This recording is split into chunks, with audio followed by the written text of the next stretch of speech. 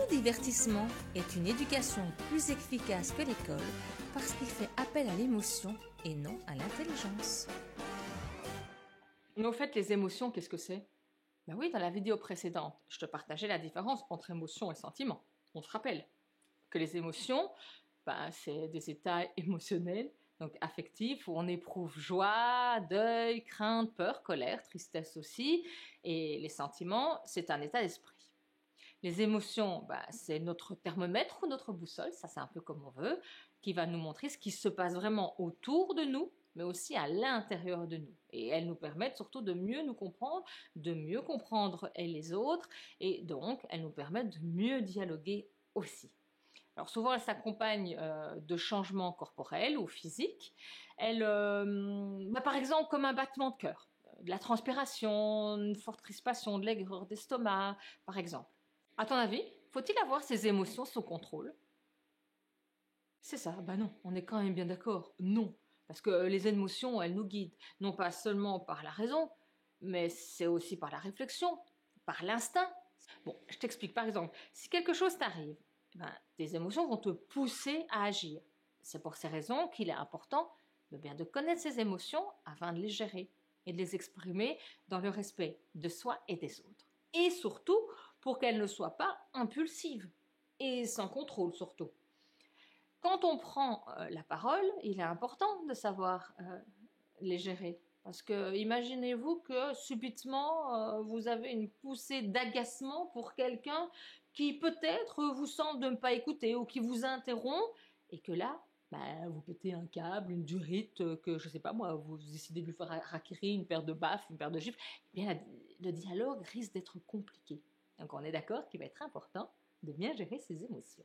Et surtout quand on prend la parole. Oui, une bonne gestion émotionnelle s'impose quand on prend la parole.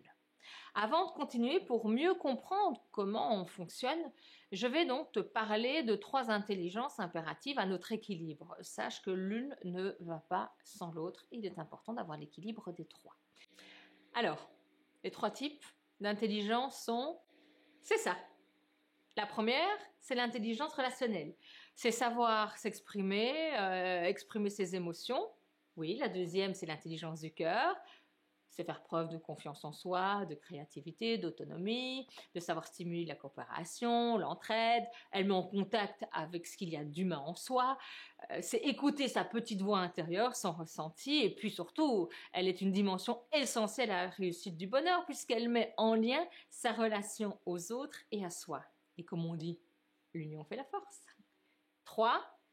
L'intelligence émotionnelle. Savoir identifier, nommer, comprendre les émotions, les gérer tout en les laissant s'exprimer. C'est d'ailleurs aujourd'hui considéré comme l'intelligence la plus importante par rapport au QI. Pour savoir ce que c'est qu'une émotion, je vais te parler de 4 émotions naturelles innées que nous avons d'ailleurs dès la naissance. Ces émotions, tu les connais certainement, c'est la joie, la peur, la colère, évidemment, et la tristesse.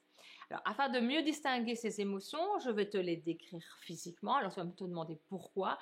Pourquoi je vais te les décrire physiquement? Parce qu'elles ont un rôle à gérer dans notre vie et ainsi tu vas pouvoir mieux les comprendre et les activer lors de ta prise de parole. C'est une partie importante pour que tu comprennes mieux ce que ton corps, tes mots te partagent émotionnellement. La joie, c'est notre moteur. C'est l'envie de vivre, de progresser, d'aller de l'avant. D'ailleurs, elle est la meilleure source de motivation. Les apprentissages qui sont effectués dans la joie sont nettement plus efficaces, d'où l'exercice que je te proposais dans la vidéo précédente, comment se connecter à ses émotions. Donc, elles se propagent généralement dans le ventre avec un sentiment de bien-être. Nous avons la colère. Elle, c'est la garante du respect de soi. Elle nous montre qu'il y a quelque chose qui ne correspond pas. C'est pourquoi elle est indispensable pour défendre ses besoins, pour défendre ses valeurs, défendre son environnement. Alors, la seule colère inadéquate, c'est la colère qu'on va avoir contre soi-même, oui, puisqu'elle est hors de soi. Elle est celle qui va nous mettre en danger, et donc en danger les autres, et qui peut aussi se matérialiser lors d'un discours, et là, c'est plutôt la catastrophe assurée. On la ressent souvent dans le corps par des maux de ventre, une oppression. Nous avons la tristesse. Elle permet de clore une période de vie, de tourner la page, de dire adieu, de quitter peut-être une image de soi, d'un idéal. C'est surtout après une période de perte aussi, de déception qu'elle arrive. Elle permet de lâcher l'ancien pour aller vers le nouveau. Nous avons la peur. Elle, c'est plutôt la perception d'une situation à venir qui nécessite de la prudence. Alors, son rôle, eh bien, elle est de nous protéger. Alors non, hein. Ah non, non, non, pas de nous faire peur. Ou encore de nous enfermer dans l'immobilisme. Non. D'accord? Ces 4 émotions ont une palette d'expressions variées. La joie, elle va aller donc du plus simple au bien-être et à l'euphorie. Et elle, c'est le moteur pour avancer. Ok? Nous avons la colère. La colère, ça va du premier frémissement d'accasement à la fureur dévastatrice. C'est un accélérateur puissant pour sortir de situations délicates ou troubles. Donc c'est l'accélérateur. Elle nous mine quand elle s'installe sur la forme d'hostilité, de fureur, de ressassement. Mais elle sert à mettre fin à une situation dangereuse.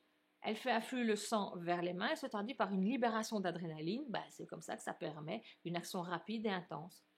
Mais surtout, elle nous prive d'émotions de l'amour, située dans notre cœur, qui est le centre émotionnel de l'amour. Et sachez que c'est aussi l'organe qui subit le plus de ravages de la colère. La tristesse, ça passe d'un léger spleen à un énorme chagrin. Bien, elle, c'est l'embrayage qui nous permet de changer de régime. Attention, sans casser le moteur. Oui, le moteur, c'est notre joie. Quand elle se transforme en dépression, elle risque de casser le moteur. Parce qu'elle inclut souvent l'apitoiement sur soi-même, la culpabilité, le désespoir. Elle peut nous mener d'ailleurs vers un vide complet intérieur, vers le repli sur soi. Et c'est à ce moment-là qu'elle nous prive de gratitude. Et s'il y a bien une émotion hyper importante pour le speaker, c'est bien la gratitude. La gratitude d'être écouté, être en gratitude d'être entendu, en gratitude de voir les sourires, d'entendre les applaudissements, les remerciements, la gratitude du travail qu'on a accompli pour être là.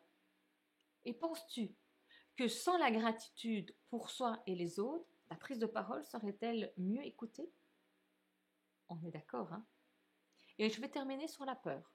Alors, des premiers signes d'inquiétude à la terreur, panique, eh bien, elle, c'est notre pédale de frein. Ah oui, elle nous invite à conduire prudemment. Tu es dans les virages de la vie avec prudence. Elle va faire, d'ailleurs, c'est elle qui fait, vous savez, affluer le sang vers les jambes, et comme ça nous permet vite de fuir. Alors, c'est utile pour prendre des décisions rapides, utile pour prendre des décisions, mais réfléchies. La colère, la tristesse et la peur, ce sont les piments émotionnels de la vie. Malheureusement, vous savez comment on les nomme? Oui, les émotions négatives. On est quand même bien d'accord qu'elles possèdent certaines vertus. Elles ne représentent pas un danger, sauf si nous les négligeons, que nous les laissons diriger nos actions et nos pensées et nos émotions. On est d'accord. Pourtant, elles possèdent certaines vertus. Elles ne représentent pas de danger, sauf si nous les négligeons, que nous les laissons diriger nos mots et nos actions. Mais ce terme d'émotion négative impliquerait-il alors qu'il ne faudrait pas les avoir? On est quand même bien d'accord qu'elles sont indispensables à notre survie. Pourquoi on les considère négatives? Parce qu'elles sont inconfortables. Et si elles sont inconfortables, c'est parce qu'elles sont là pour nous montrer que nous devons changer de situation ou que notre comportement, le comportement de quelqu'un, est néfaste. Elles nous poussent donc à changer pour ne plus être dans l'inconfort. Alors, sincèrement, si on les appelait émotions négatives, et si on les appelait les piments de la vie, qu'est-ce que vous en pensez? Nous allons faire un exercice qui s'avère, moi je trouve assez drôle quand on fait, surtout en groupe. En tout cas, moi dans mes ateliers, on se marre bien quand on les fait. Tu vas prendre un texte que tu connais par cœur. Ça peut être une chanson, mais attention, tu ne vas pas la chanter. Il va falloir que tu la connaisses en version parlée. Donc, tu choisis un texte que tu connais par cœur. Tu vas choisir une émotion, la peur, la tristesse, l'angoisse, la tristesse, la joie. Et tu vas exprimer cette émotion sur ce texte de manière crescendo, sur le texte parlé, j'insiste bien, pas sur le texte chanté. Alors je vais te donner un exemple pour que tu comprennes mieux l'exercice. Donc moi j'ai choisi que j'allais prendre une poule sur un mur qui picoterait du pain dur, picoti picota et 3 petits tours et puis s'en va. Et je vais prendre, l'émotion de la colère. Donc je vais y aller crescendo. Une poule sur un mur qui picorait du pain dur. Mais picoti, picota! Et 3 petits tours et puis s'en va!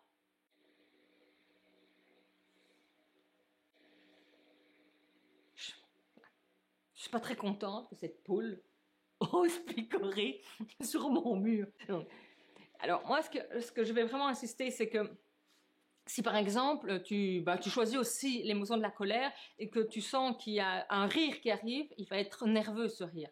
S'il te plaît, tu le refoules et tu restes concentré sur l'émotion que tu as choisie, sur le crescendo de ton émotion, sur ce texte que tu connais par cœur. Il faut vraiment que tu apprennes à incarner l'émotion que tu as choisie. Tu vas le faire d'ailleurs avec les 4 émotions de base et essayer que ces émotions viennent naturellement.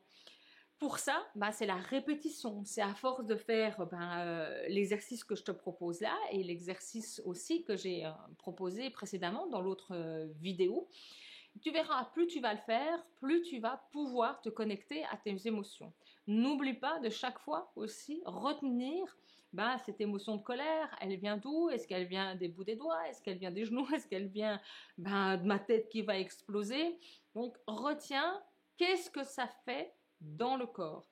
Une fois que tu l'as retenu, n'oublie pas d'y accrocher un petit robinet.